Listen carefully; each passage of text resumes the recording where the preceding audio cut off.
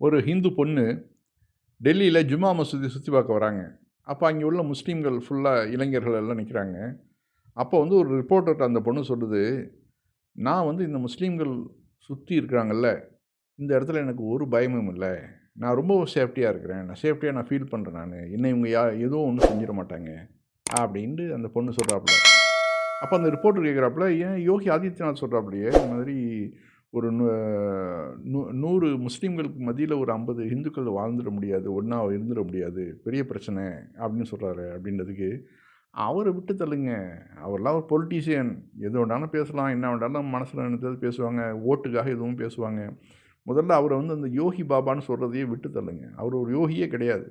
யோகிங்கிறவர் மக்களை வந்து ஒன்றுபடுத்தக்கூடியவர் தான். மக்களை பிரிக்கிறவர் வந்து யோகி கிடையாது அப்படின்னு சொல்லிட்டு அந்த பெண் வந்து சொல்லிவிட்டு, நான் வந்து இன்றைக்கும் சொல்கிறேன், எப்பவும் சொல்லுவேன், நான் வந்து முஸ்லீம்களுக்கு மத்தியில் நான் சேஃப்டியாக இருக்கிறேன், எனக்கு எந்த ஒரு பயமும் இல்லைங்கிறாங்க.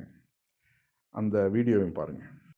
मैं यहाँ पर इतने सारे पूरे जामा मस्जिद में मुसलमानों के साथ अपने आप को बड़ा सेफ फील करती हूँ, मुझे ये पता है, ठीक है।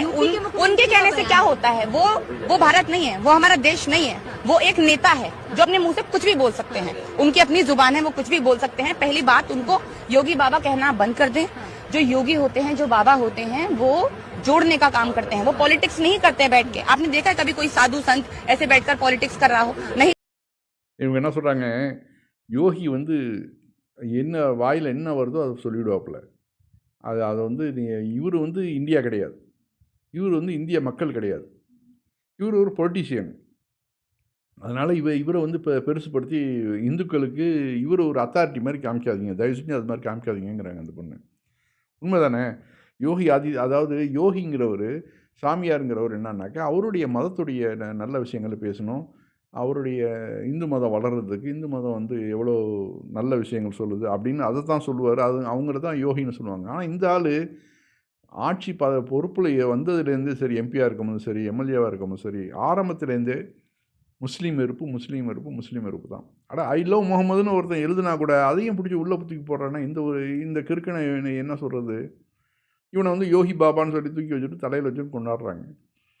இவன் இந்த பொறுப்புக்கு வரதுக்கு முன்னாடி கிளப் டான்ஸில் இருந்துக்கிட்டு பெண்களோட இருந்துக்கிட்டு டான்ஸ் ஆடிக்கிட்டு இருந்த ஆள்.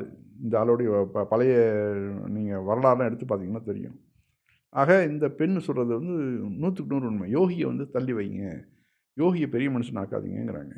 ஏன்னா அதான் இந்த பெண் சொல்கிறாங்க, நான் வந்து இந்த முஸ்லீம்களுக்கு மத்தியில் நான் சேஃப்டியாக இருக்கிறேன், யோகி எது வேணாலும் சொல்லிட்டு போட்டோம், அதை பற்றி எனக்கு கவலை இல்லைங்கிறாங்க.